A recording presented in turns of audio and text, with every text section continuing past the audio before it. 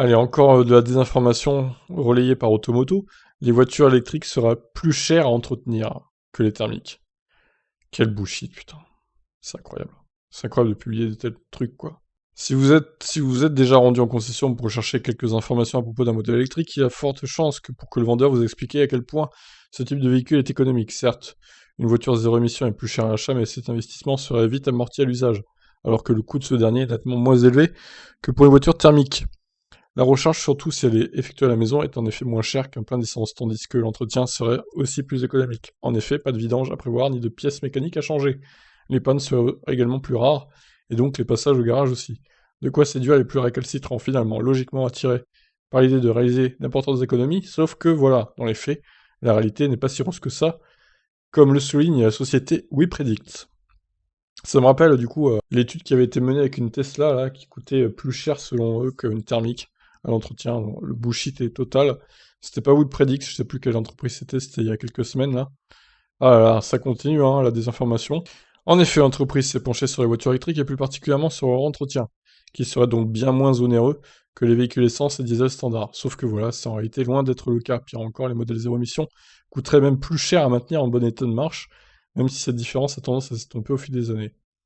Donc selon eux, les voitures électriques coûtent en moyenne 2,3 fois plus cher à entretenir lors de 3 premières années, un chiffre qui descend à 1,6 fois au cours de la première année. Quoi? Cependant, les prix varient très largement en fonction des véhicules, notamment s'il s'agit de modèles haut de gamme ou généralistes. À titre d'exemple, l'entretien d'un Ford Mustang Mach-E coûte en moyenne 93 $ au bout de 3 mois, contre 667 $ pour une Porsche Taycan, voire 834 $.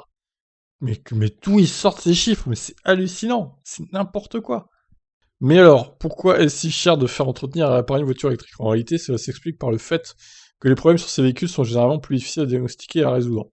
En effet, les garagistes passeraient en moyenne 1,5 fois plus de temps à travailler sur ces modèles par rapport à des thermiques, tandis que la manœuvre est de 1,3 fois plus chère en moyenne.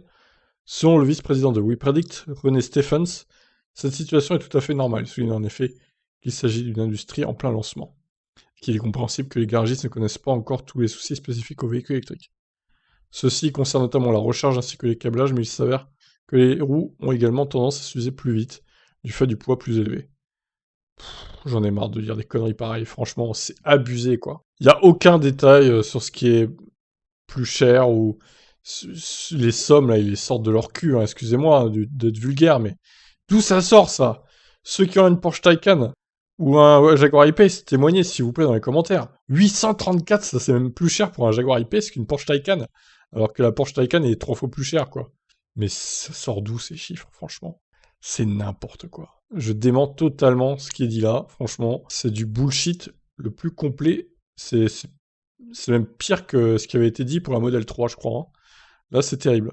Bon, ben voilà, je suis très énervé par ce genre d'actualité, d'articles, qui vont induire les gens en erreur, encore une fois, et qui vont se dire « Ah, mais c'est nul les électriques, en fait, c'est beaucoup plus cher à entretenir que les thermiques, il faut pas en acheter. » Oh là là, j'en ai marre de lire des conneries pareilles.